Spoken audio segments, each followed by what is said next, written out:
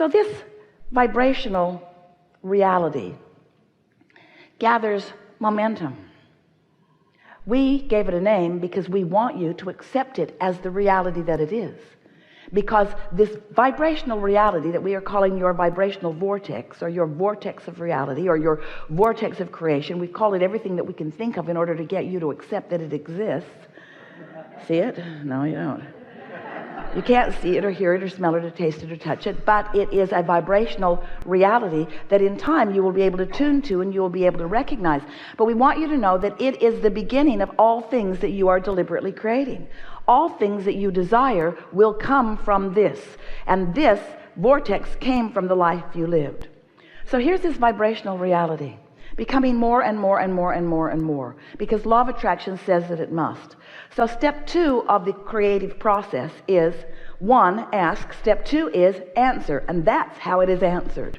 It's answered because law of attraction brings to it everything that you've asked for. Now, think about it. You've asked for so many things. If someone said to you, what have you put into your vortex? Most of you couldn't even begin to identify all of the incremental experiences that you have lived that have caused you to put wonderful things in that vortex. And furthermore, you really cannot identify them as they have mixed together in this perfect vibrational format with the attention that your inner being has given to them. In other words, we want to say to you, we love you so much, you don't even really know what's in your vortex. But we know what's in there, and we know that it's good, and we know that you will know, provided you do what we are calling step 3 of the creative process. You got to chill out. You got to stop worrying about things. You got to stop defending yourself and debating over things that don't matter. You've got to stop being that negative, tied up, all wadded up person that's worried about stuff. You got to be happy. You got to be joyful. You've got to know who you are. You've got to trust yourself and others. You have to be in the mode of appreciation. You have to chill out. You have to relax back into that knowing being that you were when you were born, that all is well and that things really are working out for you. And sometimes you're going to have to work yourself back to that understanding because you've worked yourself away from it. And you've got some vibrational habits that keep you from being the realizer of what's in your vortex. But your vortex is bubbling, it's becoming, it's like a gestation period. But it reaches a place where your creation is ready to be born out into the light, out where you can experience it fully. And when that happens, if you are in the receptive mode, if you are in the state of allowing, if you are feeling good, when that creation, when your creation becomes ready, you realize it and you say, oh, I just got the best idea, or oh, I know what I want.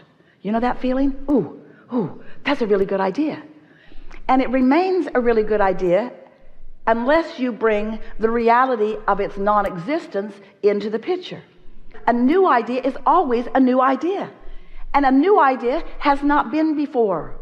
And a new idea to you is your creation. And you've got to take care of it just like you would a new baby. You've got to be kind to it. You've got to expect good things for it. You've got to nurture it and tend to it and be aware of it. You can't just say, oh, you can't be because you've never been. I want money so that I can do wonderful things for myself and others in this world. You can't do that. Nobody in your family's ever had any money. What makes you think that you will have any money? Look how much money you've got. How much money do you have anyway? How much? These are the thoughts that are going through your mind, and that's not taking care of your baby. That's not taking care of the creation that you've just given birth to, the creation that law of attraction is supporting. You can't realize that into your experience if you are contradicting it with reality. So many of you have been trained to be objective, to face reality. And we say, you did not come to face reality. You came to create reality. You came to bounce off the reality that already exists. Put pieces of new ideas into your vibrational vortex. Allow law of attraction to stir it up and mix it up and compound it and add more to it and put the energy that creates worlds behind it and get it ready for you to realize it, you to become aware of it.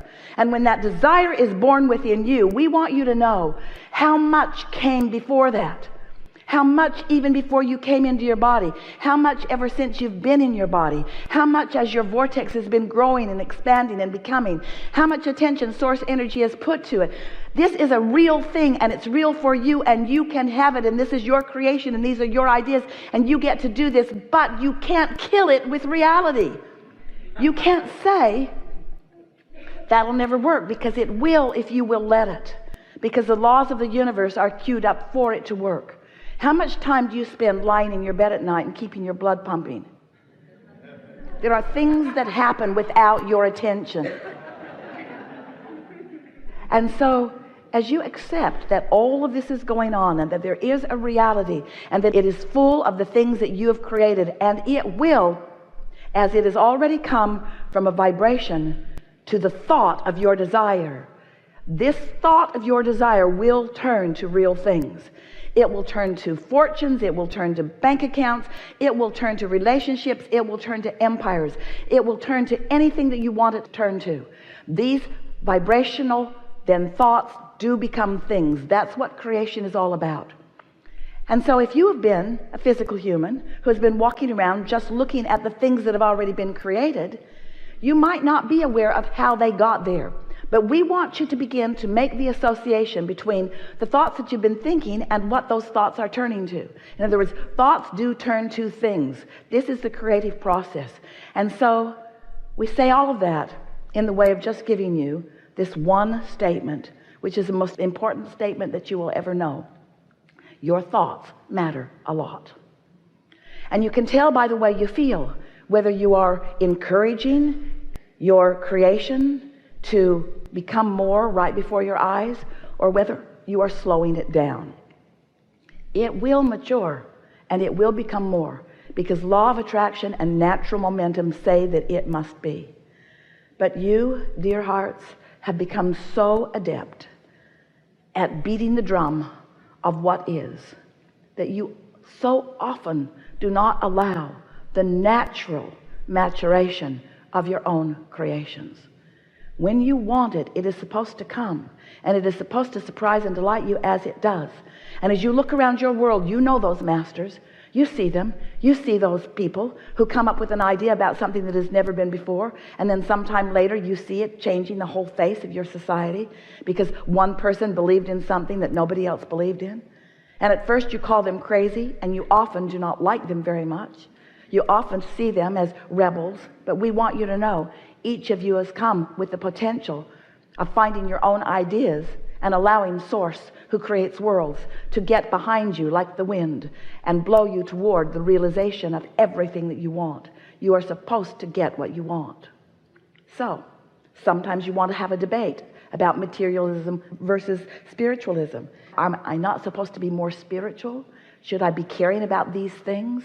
And we say, that's a good point. When you care about things that you can't figure out how to get, you actually work in contradiction to your own allowing the thoughts to turn to things. But there is nothing that is more spiritual than the material things that are around you, because they are the leading edge of creation. And so if you will come to realize that you are a creator, but if you will put your emphasis upon how you feel, that's how you tend to the nurturing of the beginning of those thoughts. And if you care about how you feel and you allow yourself to hold that thought, it will become a reality. It is our promise to you. Esther's husband, Jerry, he made his transition about 4 years ago. But when Esther met him, she was so exhilarated by knowing him, because he already somehow had come to understand that thoughts do turn to things. And she watched him through the years that she was with him, over 30. And she noticed that when he had an idea about something, he often didn't talk about it to her in the early stages. And she always thought that was odd. At first it really bothered her. You know, you need to let me in on these things in case I don't want to do them. And he would say, precisely. Why would I talk to you about something before I have enough momentum that you can't stop it from happening? And Esther thought, that's tricky. I don't know if I like that very much. But she really had no choice, because Jerry was very private about things, very contemplative. She'd see him sitting at his desk, and he'd be sitting, and he'd have his notebook out on his table as if he was going to write something really profound and important. And she would look sort of as she was walking by, she would realize that nothing was written, but that he was deep in thought. And she used to call him the contemplator, because she could see that he was contemplating. And as time went by, she knew that it wasn't really very nice of her to interrupt his contemplation, because if she would say, what are you thinking about? He would say to her, that is really not any of your business. And she would say, all righty then. I'll go do something way more fun than what you're doing. But later, Jerry wrote a paper, and he called it, Keep Your Ideas to Yourself Until They Are Fully Developed. Because he knew, innately, he knew that if his idea was allowed to be nurtured by the absence of resistance, that the energy that creates worlds would infuse it and support it, and that things, wonderful things, would come as a result of that. You all were his idea. He knew when he found Abraham flowing through Esther that this was something worth hearing. And Esther said, if you tell anyone, I will personally kill you. Because she thought this was weird then. 1985 felt weird. Felt really weird. She knew infinite intelligence was flowing. She knew how good it felt. She could feel the power of it unquestioningly. She knew the value of it as they began applying it to her life. She was worried about what people would think of her if she were to allow something so unusual and so magnificent to occur. So Jerry kept her promise for a little while. And then one day, he opened his big mouth and said to an influential person who was gathering quite a lot of number of people to a conference, would you like to meet Abraham? And Esther looked at Jerry, and if looks could kill, he would have made his transition in that moment. She could not believe that he was following his dream. She could not believe that the impulse was so strong within him that even though he honored her, and even though he knew that she really did not want to have you see her do this, he knew the importance of it.